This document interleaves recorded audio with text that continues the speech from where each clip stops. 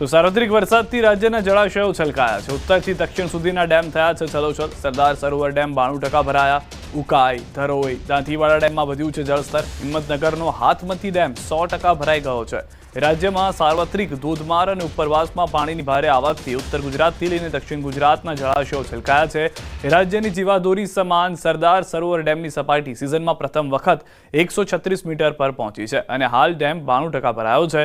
આ તરફ તાપી પર આવેલા ઉકાઈ ડેમની જળસપાટી 335.69 ફૂટ પહોંચી છે। ડેમનું રૂલ લેવલ જાળવણી રાખવા માટે 45,000 ક્યુસેક પાણી નદીમાં છોડવામાં આવી રહ્યું છે। તો ઉત્તર ગુજરાતની જીવાદોરી ગણાતો ધરોઈ ડેમનું જળસ્તર પણ 83.43% પહોંચ્યું। તો બનાસકાંઠાના દાંતીવાડા ડેમમાં પણ પાણીની ભરપૂર આવક નોંધાઈ છે, જેને લઈ તંત્ર એલર્ટ થયું છે। હિંમતનગરમાં આવેલ હાથમતી ડેમ 100% ભરાતા ઓવરફ્લો થયો, જેના કારણે ડીપ પર પાણી ફરી વળ્યા છે।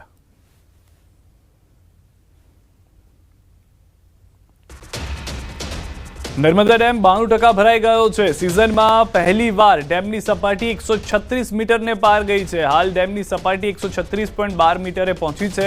મહત્તમ સપાટી 138.68 મીટર છે। નર્મદા ડેમના 5 ગેટ 1 મીટર ખોલવામાં આવ્યા છે। નદીમાં 95,000 ક્યુસેક પાણી છોડવામાં આવ્યું છે। ડેમના 24 કલાકમાં 1.2 મીટરનો વધારો। નર્મદા નદી કાંઠા વિસ્તાર ભરૂચ, નર્મદા અને વડોદરાના 27 ગામોને એલર્ટ કરવામાં આવ્યા હોવાના પણ સમાચાર મળી રહ્યા છે। દ્રશ્યો પણ આપ જોઈ રહ્યા છો। નર્મદાના જે નીચાણવાળા વિસ્તારો છે ત્યાં આગળ જાહેરાત કરવામાં આવી છે કે એલર્ટ પર રહે। 136.12 મીટરની જળ સપાટી જે છે ડેમની તે અત્યારના નોંધાઈ રહી છે। મહત્તમ સપાટી સુધી પાણી ભરવામાં આવે છે કે કેમ તે પણ જોવું મહત્વનું છે, કારણ કે આ વર્ષે એક પણ વખત નર્મદા ડેમ જે છે તે ઓવરફ્લો નથી થયો। બીજી વખત ઉપરવાસમાં વરસાદને લઈને તાપીના ઉકાઈ ડેમમાં પાણીની આવક યથાવત જોવા મળી રહી છે। ઉકાઈ ડેમની જળ સપાટી 335.69 ફૂટે પહોંચી। હાલ ડેમમાં પાણીની આવક અને જાવક બંને સરખી રાખવામાં આવી છે। ઉકાઈ ડેમમાં હાલ 45,798 ક્યુસેક પાણીની આવક। ડેમનું રૂલ લેવલ જાળવી રાખવા આવક જેટલું જ પાણી તાપી નદીમાં છોડાઈ રહ્યું છે। હાલ તેમના 22 પૈકી 3 દરવાજા 4 ફૂટ સુધી ખોલી 45,798 ક્યુસેક પાણી તાપી નદીમાં છોડાઈ રહ્યું છે। ઉકાઈ ડેમનું હાલ રૂલ લેવલ 335 ફૂટ, ડેમની ભયજનક સપાટી 345 ફૂટ।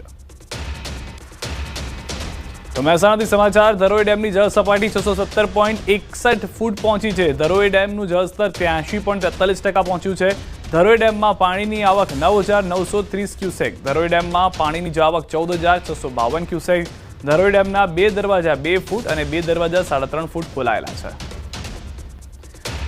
તો મહેસાણાના દ્રશ્યો આપ જોઈ રહ્યા છો। ઉત્તર ગુજરાતના પણ એ જ પરિસ્થિતિ છે કે મોટાભાગના જળાશયોમાં જળસ્તરનો વધારો થઈ રહ્યો છે। જે ડેમ છે તેમાં આવક પાણીની સતત વધી રહી છે। ડેમનું જળસ્તર વધતા મોટાભાગના વિસ્તારો એવા છે કે જ્યાંથી ડેમના દરવાજા ખુલી રહ્યા છે। અરવલ્લીથી સમાચાર। મોડાસા શહેરમાં ધોધમાર વરસાદ। શામળાજીમાં પણ મેઘરાજાની તોફાની બેટિંગ। મંદિર તરફના માર્ગ પર ભરાયા પાણી।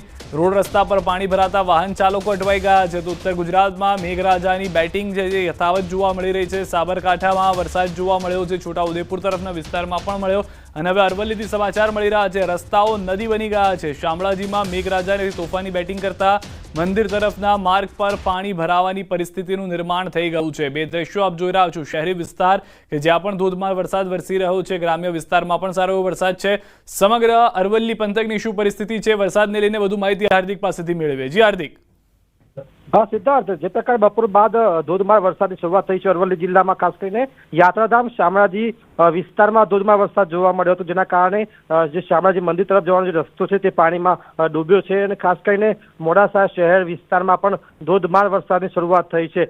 લગભગ 1 ઇંચ વરસાદ 1 કલાકમાં પડી ચૂક્યો છે, ત્યારે જે બફારા ઉકળાટથી લોકો ત્રસ્ત હતા તેમને રાહત અનુભવી છે અને ખાસ કરીને જે અંબાજી તરફ જઈ રહેલા ભાદરવી પૂર્ણિમાના મેળા તરફ જઈ રહેલા જે પદયાત્રીઓ છે તેઓ પણ ભીજતા ભીજતા અંબાજી તરફ પ્રયાણ કરી રહ્યા છે। એટલે કે જિલ્લામાં જે પ્રકારે વરસાદી માહોલ ગઈ સાંજથી જોવા મળી રહ્યો છે, તેના કારણે ધોધમાર વરસાદ હાલ જોવા મળ્યો છે। જી હાર્દિક, કયા કયા વિસ્તારો એવા છે કે જ્યાં આગળ ભારે વરસાદ થઈ ગયો છે અથવા જ્યાં આગળ રસ્તામાં પાણી ભરાયેલા છે, લોકોને સાવચેત રહેવાની જરૂર છે? કઈ રીતની પરિસ્થિતિ છે પંથકની હાલમાં?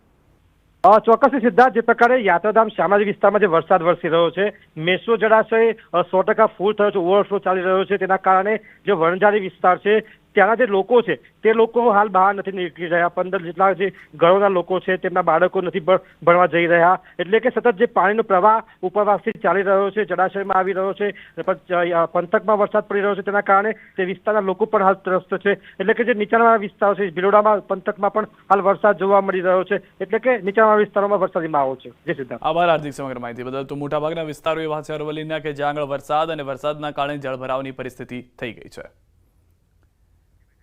તો બનાસકાંઠાના ઉપરવાસમાં ભારે વરસાદને પગલે દાંતીવાડા ડેમમાં પાણીની આવક યથાવત છે. ડેમમાં પાણીની આવકમાં વધારો થયો છે. ડેમના દરવાજા સુધી પાણી આવી જતા તંત્ર દ્વારા લીકેજ ચેકિંગની કામગીરી હાથ ધરાઈ.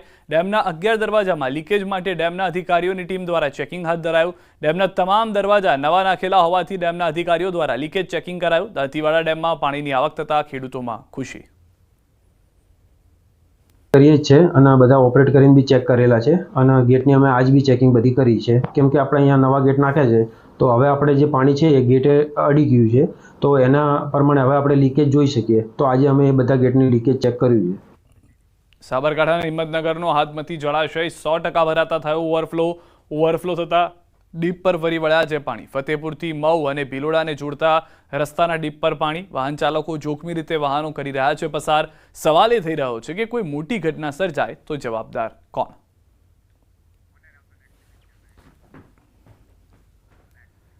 ખેડા જિલ્લામાં સાબરમતી નદીના પૂરના પાણીથી ભારે તારાજી સર્જાય છે. ખેડૂતોના મોંમાંથી કોળિયો છીનવાઈ ગયો છે. ભારે વરસાદ બાદ નદીમાં 2 લાખ ક્યુસેકથી વધુ પાણી છોડાતા ખેતરોમાં પાણી ભરાઈ ગયા છે. ખાસ કરીને રસિકપુરા ગામમાં ડાંગર, શાકભાજી અને ફૂલોના પાકને ભારે નુકસાન થયું. લાખોનું રોકાણ કરનાર ખેડૂતો હવે વળતર અને સહાયની રાહ જોઈ રહ્યા છે.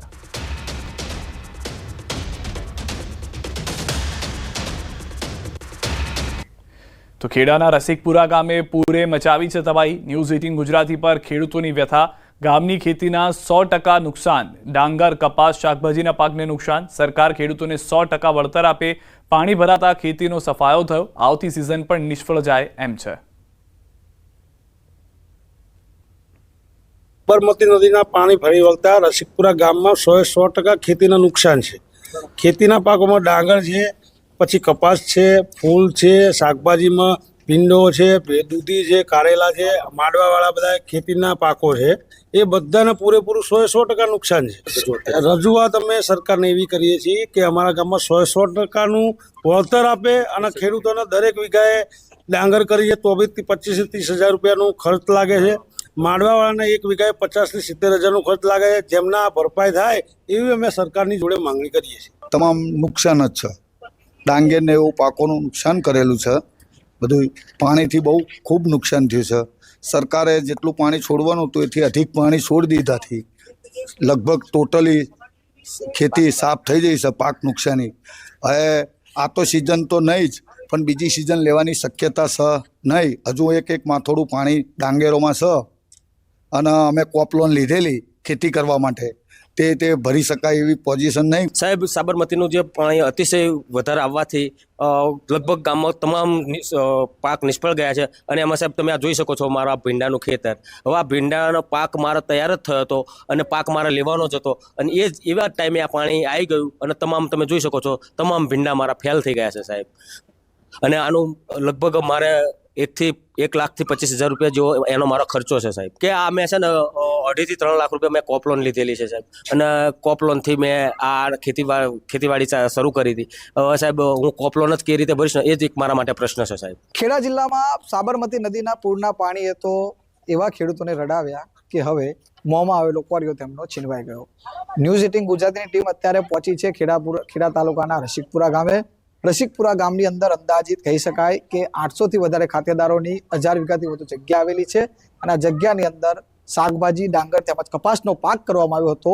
પરંતુ સાબરમતી પૂરના પાણી તો એવા ફરી વળ્યા કે આ શાકભાજીનો પાક, જેની અંદર ભીંડાનો પાક તૈયાર થયો હતો, પરંતુ પાણી ફરી વળવાના કારણે ખેડૂતનો મોંમાં આવેલો કોળિયો છીનવાઈ ગયો છે. દ્રશ્યો બતાવીશ જે પ્રકારે તમે જોઈ શકો છો તે પ્રકારે આ ભીંડાનો પાક છે કે જે પાક અત્યારે અહીં આગળ જે ભીંડા હતા તે અત્યારે તમે આજે ખેતરમાં તમને જોઈ શકો છો માટી દેખાય છે, પણ માટીની આ ભીંડાનો પાક છે અને આ પાકની અંદર ખેડૂતે અંદાજિત 1 લાખ રૂપિયા જેટલો ખર્ચો કરી આ ભીંડાનો પાક તૈયાર કર્યો હતો.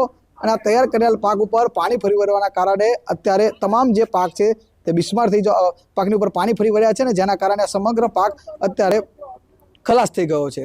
જે પ્રકારે અહીંના ખેડૂતો સાથે જ્યારે ન્યૂઝ 18 ગુજરાતી પહોંચીને વાતચીત કરી ત્યારે જાણવા મળ્યું કે આ ગામની અંદર મુખ્યત્વે ખેડૂતો ખેતી પર નિર્ભર છે. કેટલાક ખેડૂતોની દશા તો એવી હતી કે તેઓએ પોતે વ્યાજે પૈસા લાવી આ પાક કર્યો હતો અને આ પાકની અંદર પાણી ફરવાના કારણે આ સમગ્ર પાક નિષ્ફળ ગયો છે. મહત્વની બીજી વાત કરવામાં આવે તો જે પ્રકારે અહીં આગળ જ્યારે ગામજનોને ન્યૂઝ 18 ગુજરાતી ટીમે જ્યારે વાતચીત કરી ત્યારે તેમને જણાવ્યું કે તેમને સરકાર પાસેથી ક્રોપ લોન પણ લીધી હતી, પરંતુ પૂરના પાણી એવી આફત લાવી દીધી કે હવે આ જે પાક જે છે, જે તૈયાર થયેલા પાક પર પાણી ફરી વળ્યા છે, તેની અંદર કોરીઓ તો ખાવા નહીં મળે, તે પાક હવે લેવામાં નહીં મળે, પરંતુ આ પાકને બહાર કાઢવા માટે પણ ખર્ચો લાગશે અને આવનાર સિઝનમાં પણ ખેતી ના થાય તે પ્રકારની સ્થિતિ આગળ થઈ છે. ખેડૂતો એક જ માંગ કરી રહ્યા છે કે સરકાર દ્વારા યોગ્ય તેનો સર્વે થાય અને તેમને વળતર ચૂકવવામાં આવે. ઉમંગ પટેલ, ન્યૂઝ 18 ગુજરાતી, રસિકપુરા, ખેડા. કચ્છથી સમાચાર મળી રહ્યા છે. નખત્રાણામાં પીએચસી સેન્ટરની તાળાબંધી. નેત્રા ગામે પીએચસી સેન્ટરને લોકોએ માર્યા છે તાળા. દવાઓ, રસીનો પૂરતો જથ્થો ન હોવાથી રોષ છે. 12થી વધુ ગામ વચ્ચેના પીએચસી સેન્ટરમાં નથી કોઈ સુવિધા. ઓક્સિજનના અભાવથી લોકોનું મોત થવાનો આરોપ. ગામના સરપંચ સહિત સ્થાનિકોએ માર્યા છે તાળા. તો દ્રશ્યો પણ આપ જોઈ રહ્યા છો. 12 ગામ વચ્ચેના પીએચસી સેન્ટરની આ પરિસ્થિતિ.